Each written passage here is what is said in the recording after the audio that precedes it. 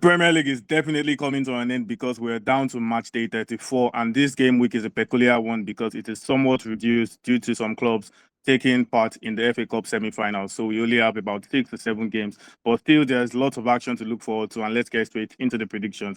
Victor, what are your best straight win selections for this round? Going with Liverpool here over Crystal Palace at 150. Okay, look, as poor as Liverpool have been this season, I really don't think they can screw this one up. Arne Slot needs to start shutting up his critics a bit, myself included, and it starts with a good performance. They beat Everton, but they didn't really convince anyone, did they? As for Palace, let's face it, Glasner will have his eyes on the Conference League much more than on this game. Besides, apart from losses against City and PSG, Liverpool have actually been decent at home since December.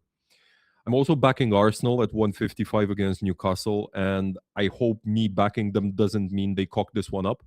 As wobbly as Arsenal have been since the League Cup final, Newcastle have arguably been worse. They lost their last 4 in a row now. Barcelona, Sunderland, Palace, and Bournemouth. Surely even Arsenal can't screw this up. And my third pick is a double chance of draw or Wolves to win for 220. Yeah, I know.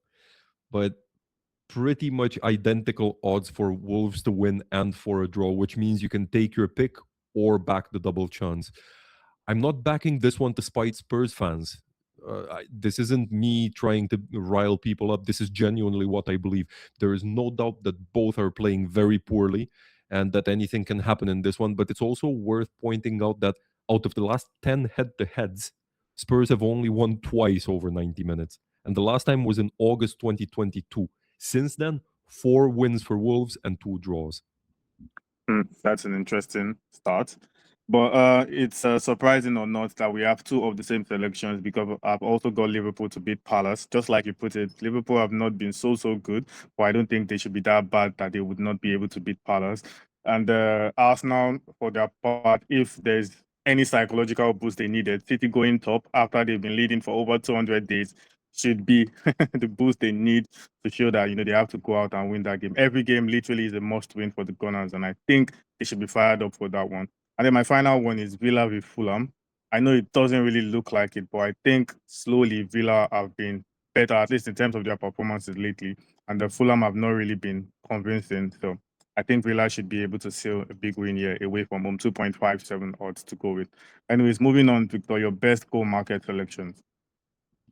I've got over 2.5 for Arsenal v Newcastle at 167. I think Newcastle will come out to play for this one. That's simply their approach. And I think Arteta will have learned something from the game against City. Try playing some actual football and something might come of it. It didn't against City, but I believe it will pay off against Newcastle. I'm also backing BTTS for Man United v Brentford at 152. All of the last 5 head-to-heads ended with BTTS. And I think Brentford are the more likely side to keep a clean sheet. But in the end, I'm still backing BTTS here because United have looked decent in attack lately. And I'm also going with an under, 2.5 minus at 177 odds for Sunderland versus Forest. Sunderland have played 17 games at home in all competitions this season. Only 7 had 3 or more goals. I think Forest will also probably hold back a little bit considering that they're playing Villa in the Europa League semis next week. So I think this one will be rather a low-scoring affair. Yeah, fair enough. And for my goal market selections, I'm going for Wolves v Tottenham because I think Wolves are already relegated. They have nothing to prove, but they will want to cause a big twist by dragging one of the so-called big 6 sides with them. So I think they will play like they literally want to frustrate Spurs in this game. So they could probably even get on the score sheet as well. So I think we'll see a lot of goals in that one. Also for Fulham v Villa, I just think both sides would not sit back. Both sides will attack each other, and we could get a good number of goals as well. And then United with Brentford. United will always be United, but Brentford have actually played a lot of stalemates lately, but I suddenly feel like this game would spark into life and there should be some little chaos that would lead to some goals. But anyways, moving away from the goal market, what are your best player to score selections, Victor?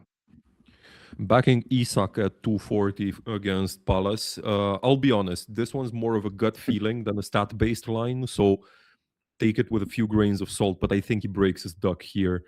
I'm also going with Igor Thiago for Brentford against Man United. It's a 263. He's still chasing that golden boot, and he's in good form. 5 goals in the last 5 Prem games, although he hasn't scored in all of them. United have plenty of problems in defense. I think they only kept a clean sheet against Chelsea in their last 6 games. I think Igor Thiago gets at least a goal here, and I'm going with Dominic Calvert-Lewin at 325. Just having a peek at the FA Cup here. Chelsea v Leeds. Chelsea are certainly not keeping a clean sheet. Rossini or not, it makes no difference. And I think the most likely player for Leeds is Calvert-Lewin, whether through a penalty, from a corner, or from open play. Leeds are going to score, and I expect DCL to be at the heart of it. Okay. For my player to score selections, this is someone I've not mentioned in a while, but my gut says he scores the weekend. I'm backing Salah to score against Palace for some reason. I don't know why, but I just feel like he should be able to find the back of the net. I'm also backing Gyökeres to score against Newcastle. He was benched against City. I don't know. This one is a tough one because if Arteta has his mind on the Atletico game next Tuesday, he might consider starting Havertz again. So he might also give Gyökeres another rest, but also saying that Arsenal need to win at all costs. I think Gyökeres starts this one and he would fancy his chances of scoring. Then I'm also going with Oli Watkins to score against Fulham. He has enjoyed a decent run of form lately in front of goal, and I think he should be able to score here. And then this is one that Max is not going to like, but this is one that Max is not going to like, but I'm backing Igor Thiago, to score. I just feel like United defense would not be good enough to stop him from scoring. And moving away from that, Victor, your best, any bold opportunity to take advantage of, if any. Yeah, I'm backing Leeds to qualify against Chelsea at 245. I mean, come on, go on and try to convince me how Chelsea are magically stronger just because they sacked Rossini. Leeds are facing them at the perfect time, and I think they will go through. 3 of the last 5 head-to-heads finished either in a draw or a Leeds win. Interesting. For me, I see the odds for Brentford to win against United. I say it as too high. Yes, I agree that United are slight favorite, but 4.17 for a Brentford side chasing an European spot as well. I think it's too high in my opinion. This is the game that Brentford can win, but if you want to play safe, double chance for Brentford to still be around 2 odds, and I think that's also achievable. But anyways, those are our selections for match day 34. Lots of Premier League action to look forward to, and also lots of FA Cup action that we'll be discussing in another video.